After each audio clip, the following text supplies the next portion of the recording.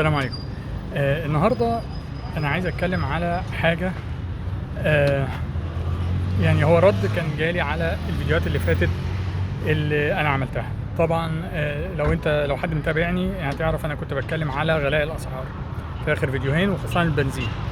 ففي اخ كتب لي بيقول لي يعني ان ما معناه ان مصر مستهدفه والمفروض ان احنا كلنا نقف ورا مصر والكلام ده كله. وعلى فكره كلامه مظبوط وانا معاه مليون المية، مش 100%، مليون المية. لكن انا مشكلتي في ايه؟ ان بسبب الفكر ده او فكر الحكومه ان دلوقتي كل حاجه بتغلى، فهم بيقولوا ان انا لازم نقف مع مصر، صح. لكن ان هو موضوع ان احنا مستهدفين واحنا عندنا مش عارف مين ومين بلاد كتيره قوي، ناس كتيره بتحاول تخرب فيها، ومن ضمنهم مصر. يعني مثلا اللي ما يسموش حاولوا يخربوا في امريكا قبل كده، وحاولوا يخربوا في انجلترا وفي اوروبا وفي دول كتير. بس الفكره في ايه؟ ان هو لو احنا ادينا السبب ده لعدم تطبيق العداله، السبب ده عمره ما هيخلص. كل شويه هتبقى دي الحجه المتكرره اللي في بق الحكومه. احنا مستهدفين. طب ماشي، انت مستهدف على عيني وعلى راسي، بس في نفس الوقت انت مش مستهدف لوحدك، احنا كمان مستهدفين كمواطنين. فانت ما تضغطش علينا زياده وما تستخدمش دي انها ذريعه ان انت تعمل اللي انت عايزه ومحدش يتكلم. لا، لان الناس هتوصل لدرجه بعد كده مش هتقدر تستحمل. احنا دلوقتي في ناس مستحمله وفي ناس كتيره مش مستحمله. انا قريت مقاله بيقول لك ان ان عدد الناس اللي تحت خط الفقر في مصر زادوا عن 40%. وفي نفس الوقت شفت تقرير بيقول لك ان معظم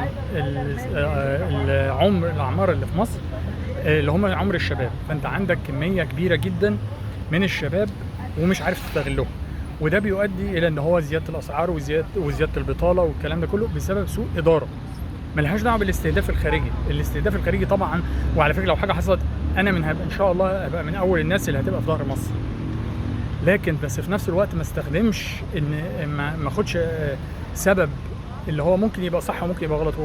يعني حتى لو صح، انا مش عارف اعبر قوي يعني على اللي انا عايز اقوله، بس في نفس الوقت هو اللي انا بحاول اقوله ما نستخدمش كلام كان هو ذريعه ان هو ندي للحكومه السماح ان هم يعملوا اللي هم عايزينه بدون مراجعه.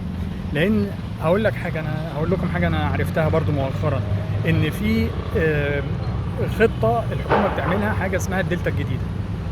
ده مشروع على ما اعتقد، والله اعلم لو هو اللي انا سمعته، يعني ده رهيب. وانا يعني بقول للحكومه كان فين من زمان؟ ليه صرفت واخدت القروض وصرفت القروض دي في حاجات تانية؟ دايما انا بتكلم فيها مثلا العاصمه الاداريه دي كانت ممكن تستنى شويه، تستنى كتير، تقوم الحاجات دي الاول اللي هي زي الدلتا الجديده وزي الحاجات دي، بعدين يبقى بص على المشاريع التانية، اعمل بعد كده اللي انت عايزه، مش فارقه. ما انت هتبقى معاك فلوس وهتبقى الناس قادره تعيش.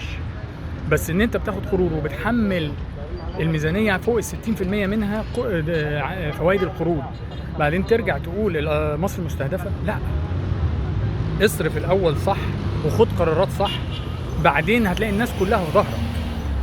بس ما تاخدش قرارات غلط وتجوع الناس وتشحت الناس، بعد كده ترجع تقول مصر مستهدفه. فانا هو ده اللي انا بحاول اقوله، ان هو ما تدوش سبب للحكومه او ذريعه للحكومه تستخدمها بدون وجه حق. وبرجع برضه اقول لك مصر لو مستهدفه مش الحكومه هي المستهدفه، ده الشعب اللي مستهدف. فانت المفروض تخلي الشعب شبعان وقادر يعيش. مش هقول لك شبعان ان هو غني ومش عارف، بس قادر يعيش. بعد كده هتلاقي الشعب ده كله في ظهرك، محدش هيتكلم. لما حد يجي ضدك تلاقي الشعب هو اللي واقف في وشه. على العموم هو ده اللي انا بحاول اقوله، او فكره صغيره على اللي انا بحاول اقوله. وربنا معانا وربنا مع مصر وربنا يستر علينا. السلام عليكم.